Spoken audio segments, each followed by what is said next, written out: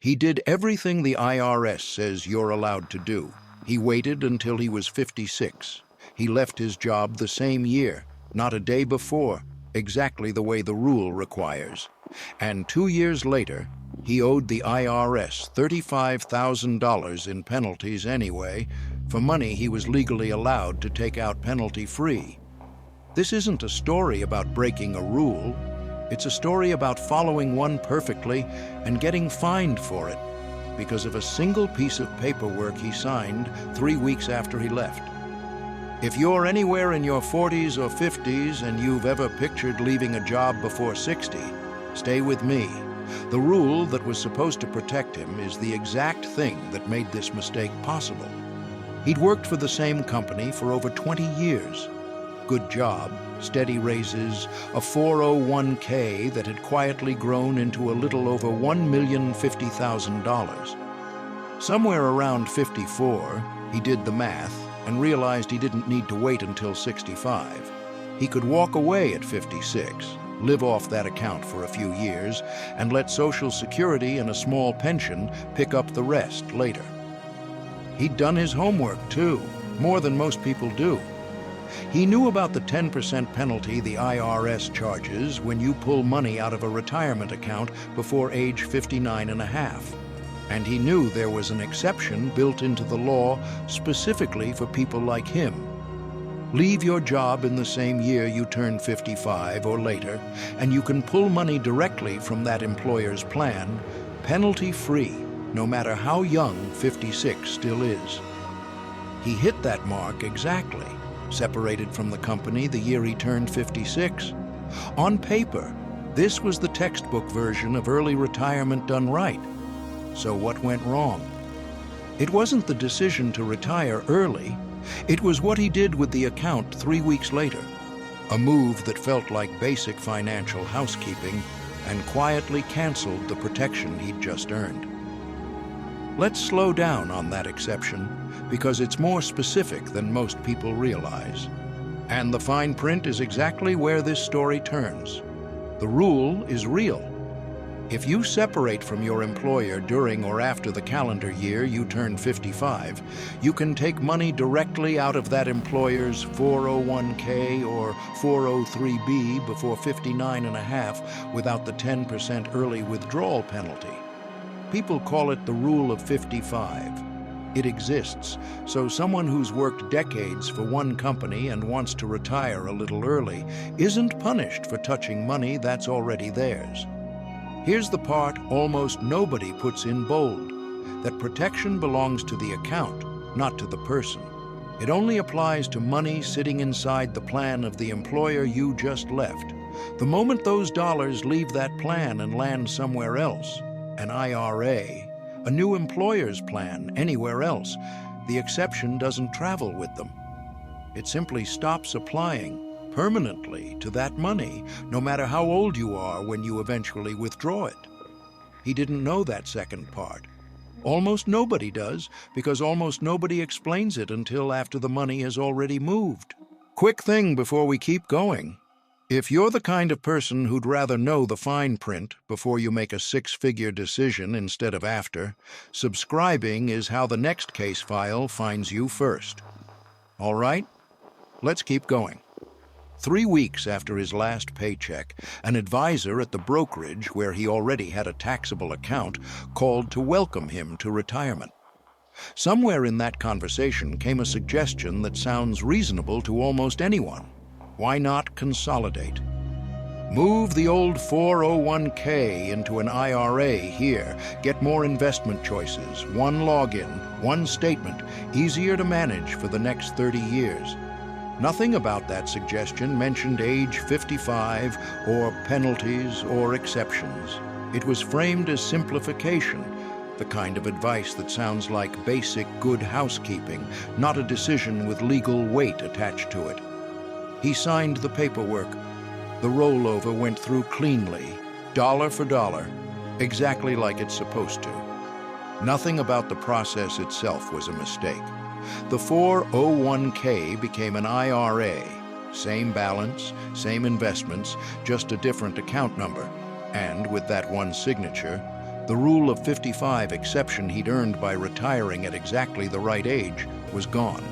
Not reduced, not postponed. Gone for every dollar in that account for the rest of the time until he turned 59 and a half. He had no idea. He started living off the new IRA the following month, the same way he'd planned to live off the 401k all along. Here's the mechanism, because this is the part that actually matters if you're anywhere near this decision yourself. The tax code draws a hard line between an employer plan, a 401k or 403b, and an IRA. The age 55 exception is written specifically for distributions paid out of the employer plan itself. The law that creates that exception also explicitly carves IRAs out of it in a separate line most people never read. An IRA, by definition, doesn't get the age 55 pass. It never has. It's treated exactly like the retirement account of someone who never had this exception available at all. So, the instant his balance moved from the 401k into the IRA, every withdrawal after that point reset to the ordinary rule. Penalty-free only after 59 and a half. Full 10% charge on anything taken before that, regardless of how old he was or how long he'd already been retired. There's a quiet paper trail that would have caught this in advance if anyone had been looking for it. Every withdrawal generates a tax form the following January, and that form carries a small code showing whether an exception applied. Money paid straight from an employer plan under the age 55 rule gets one code. Money paid from an IRA gets a different one. The same code as someone cashing out a retirement account at 30 with no exception at all. Nobody showed him that difference until it was already too late to undo it. He kept withdrawing exactly like he'd planned. Real living expenses, nothing reckless. Roughly $100,000 a year to bridge the gap until his other income started.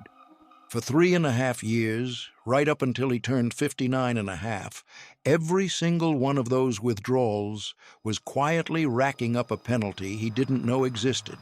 He found out the way most people find out, at tax time, from the person preparing his return, staring at a form that didn't match what he remembered being told when he retired.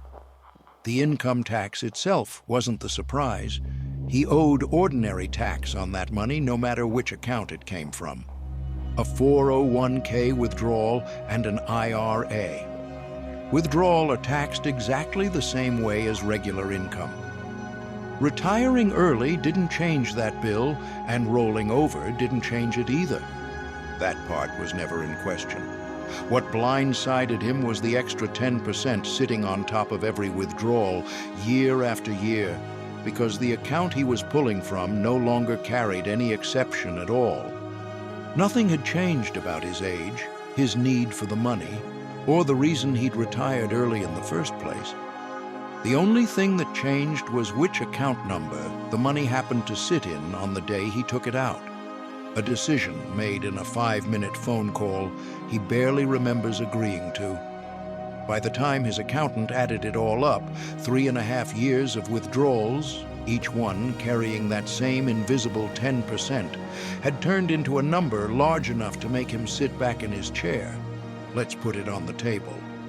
Roughly $100,000 a year, withdrawn from the IRA for 3.5 years to bridge the gap until 59 and a half. $350,000 total, all of it carrying a penalty that would have been $0 if it had simply stayed in the 401k he'd already left.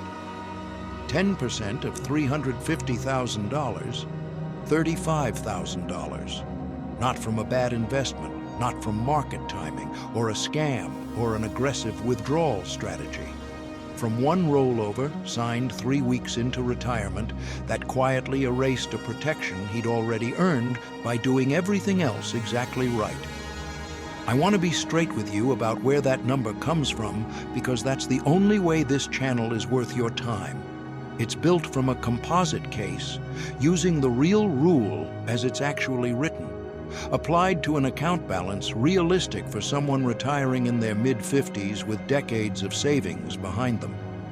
It isn't one real person's tax return. It's what this rule actually does, laid out plainly, so you can see the shape of the mistake before it has a chance to happen to you. And $35,000 is a real number at any age. It's also completely avoidable, with one question asked at exactly the right moment. Before I show you that number, do me one favor. If you've ever rolled over an old 401k without asking whether it changes anything about penalties or exceptions, or you're planning an early exit from a job right now and haven't asked that question yet, type the word rollover in the comments. It tells me how many of you are sitting a few steps away from this exact decision. Here's what almost nobody tells you before you leave a job early. The account you retire from matters as much as the age you retire at. If any part of your plan involves living off retirement savings before 59 and a half, whether you're 56 right now or you're 45 and mapping this out for later, the rule is simple, even if almost nobody explains it clearly. Leave the money exactly where it is, inside the employer plan, until you no longer need the age 55 exception. Take your bridge withdrawals directly from that old 401k or 403b. Don't roll it anywhere, not into an IRA, not into a new employer's plan, until you've crossed 59 and a half. And the exception no longer matters anyway. If consolidating accounts still matters to you, there's a simple sequence that protects both goals. Take out only what you need to live on directly from the old plan while the exception still applies. Roll over the rest, the part you don't plan to touch for years, whenever you want. The exception only needs to cover the dollars you're actually withdrawing early. Everything else can move the day after your last penalty-free withdrawal clears, with zero cost. And if you're reading this after the fact, because the rollover already happened, there's still a narrower fix. A separate rule lets you take a fixed calculated series of payments from an IRA before 59 and a half without the 10% penalty, as long as you commit to that exact schedule for at least 5 years, or until you reach 59 and a half. Whichever is longer. It's less flexible than pulling straight from the old 401k would have been, but it's a real way to stop the bleeding if the money has already moved. One more thing worth saying out loud: before you sign any rollover paperwork within a few years of leaving a job early, ask the person on the other end of that phone call one direct question. Does this change anything about penalty exceptions on money I plan to withdraw before 59 and a half? If they can't answer that clearly, that's your answer. If part of you is uneasy right now because you're already retired early or planning to be, and you're not sure whether your accounts are set up the right way, take a breath. This isn't a mistake that compounds forever. It's a mistake that stops the moment you stop withdrawing from the wrong account, or the moment you set up the fixed payment schedule that replaces the exception you lost. The good news buried inside this whole story is that the fix, once you know it, is simple to check. One phone call to whoever holds your old 401k, one honest question about which account your bridge withdrawals are actually coming from, tells you in 5 minutes whether you're in the clear or not. Now the honest fine print, because this channel only works if I'm straight with you. The man in this story is a composite, not a real person. The $35,000 figure comes from a careful model using the actual rule as written and a realistic account balance, not an actual filed tax return. Your exact numbers depend on your balance, your withdrawal amount, and your own timeline. This is education, not personal tax advice. Before you leave a job early or move a dollar of an old 401k, take your specific plan to a tax professional who handles early retirement for a living. Here's what I want you to carry out of this one. He didn't retire too early. He didn't break a rule. He did the one thing that's supposed to protect people who retire early exactly right. and lost it anyway, in a phone call that took less time than this video has, over a decision that sounded like nothing at all. The rules that are supposed to help you are only as good as the fine print you actually read. Read it before you sign, not after you owe it. If this is a mistake you'd rather watch than live, I've already pulled the next case file for you. It's right there on the screen. A different account, a different number, the same fine print, hiding in plain sight. I'll see you in that one.